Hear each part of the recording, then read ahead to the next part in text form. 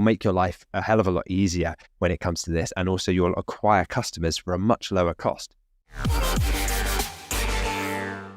Today, we are going to be diving into one of the most crucial aspects of running a successful e-commerce business, your conversion rate.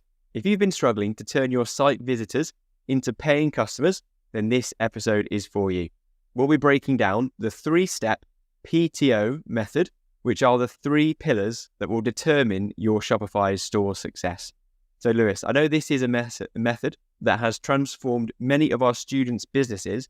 So are you ready to unpack that for our listeners today? Absolutely. Yep, let's do it. This is something that can truly make or break an e-commerce business, as we know. So when you get the product, traffic and offer right, everything else starts to fall into place. So it's a bit like if you're building a house, you want to make sure that the foundations are solid so that everything else can stand up strong on top of it. So I know we both experienced early in our journeys getting these 3 wrong early in the process. And so, you get the low ticket products that we tried to sell, the wrong products, the wrong traffic source if we're using the wrong ad network, and maybe just the wrong offer as well. So I'm really excited to share how we've learned from our mistakes today and how each of these steps can drastically improve the conversion rate of your store if you're listening to us today. Exactly. It's all been learned through hard mistakes and errors. And so we've come up with the perfect method to make sure your Shopify conversion rate can increase directly after listening to this episode.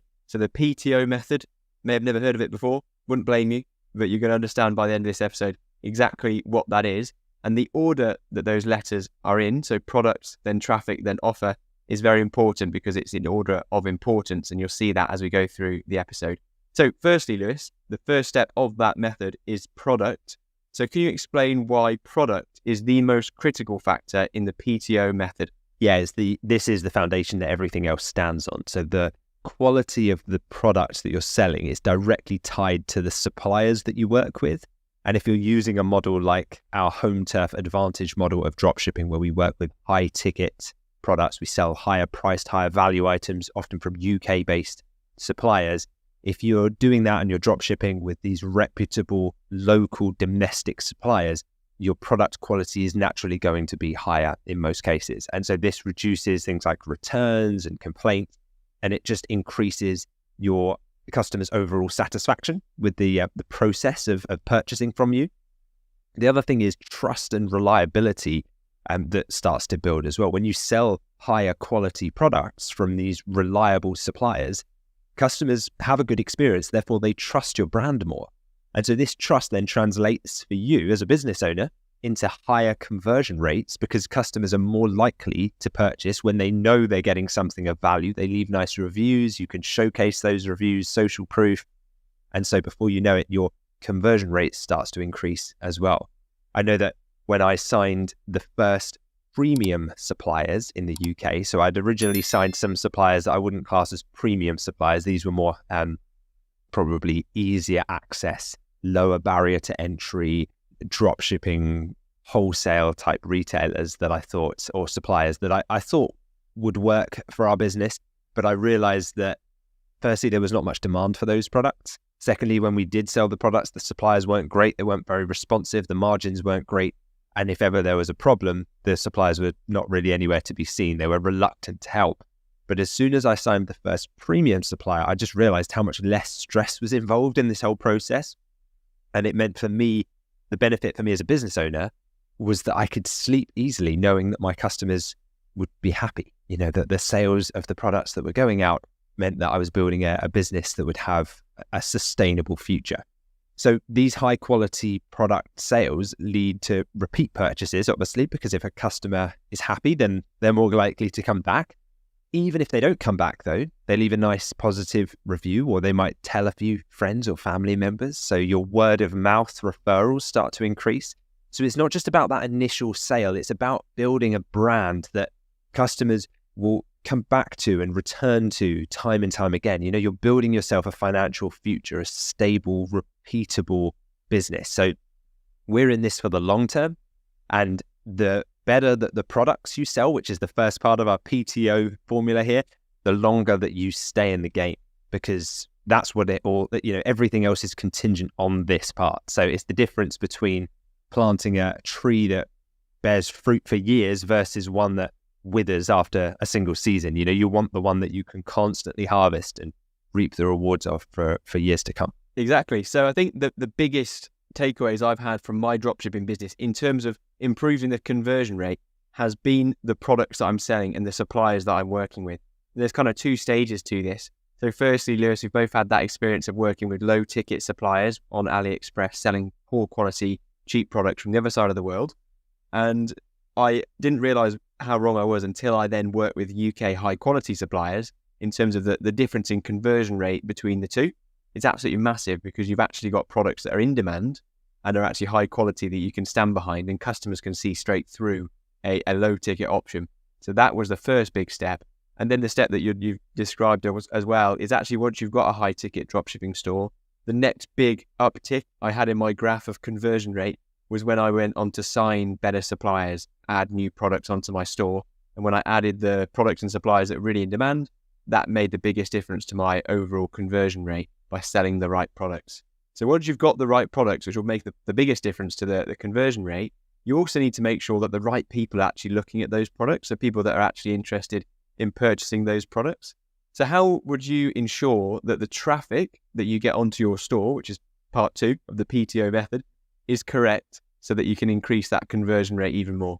Yeah, I think the key to this part is targeted ads. The quality of your traffic is determined by how well you target your ads and who you target them to. If your ads are too broad, then you find that you're wasting money on clicks that don't convert. So narrowing down your audience ensures that you're only attracting those who are already ready to buy.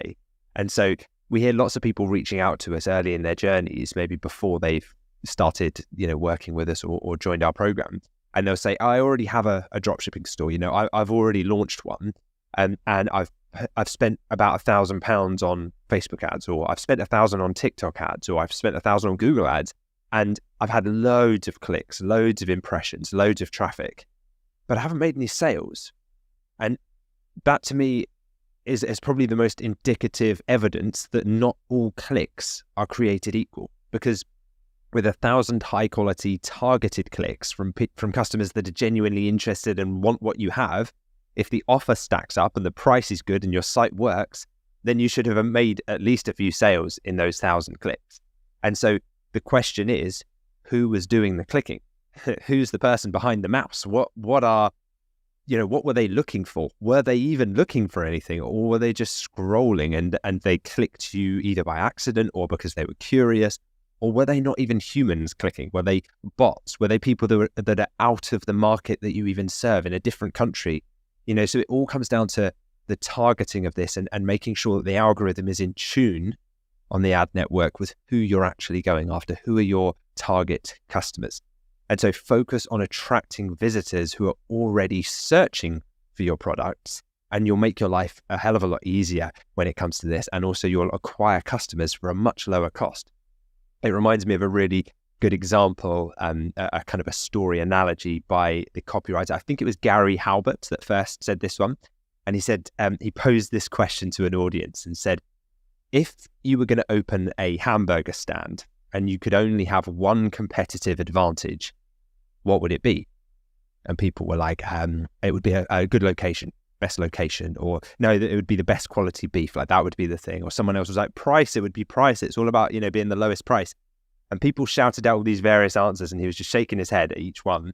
And then he shares the answer. The only advantage you need is a starving crowd. And so it's kind of an extreme analogy, but one way we can do this in dropshipping is by leveraging Google shopping ads or even Google search text ads, because those ads capture people who already have a high buying intent and where they're already searching for the items that we sell. So they are our starving crowd. We've taken our hamburger stand and we've put it right in front of a group of people that we know are really hungry, who've just come out of like a music event or a sports stadium or something after a sports event.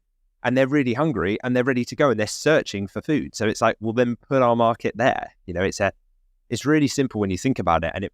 But so many people get this bit wrong. And they think that there are other factors that control this. And of course, those come into it. But, it doesn't matter. If your hamburgers are double the price of the other ones down the road, but that other van is nowhere to be seen. I guess another way to think about this is these visitors to your store who come through Google ads like this, who've shown an intent, commercial intent to buy, they're like shoppers who are walking into a store with a shopping list. You sometimes see people in the supermarket and they're like staring at their list. They know what they're there for and they know what they want. They're ready to purchase. So it's like, well, if we can just provide the items they're there for, then there's no like selling that needs to be done. There's not really much marketing that needs to be done. It's just a transaction of value.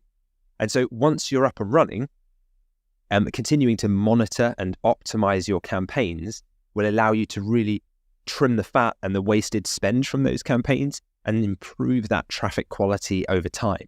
So you can use analytics to see where your best customers are coming from, which clicks to which products, which geographical locations, what times of day, things like that. And you can really then start to double down on those demographics, those segments, those channels. And that's how you can create an incredibly profitable marketing campaign. So hopefully that explains the difference between low quality traffic and extremely targeted, high quality, profitable traffic.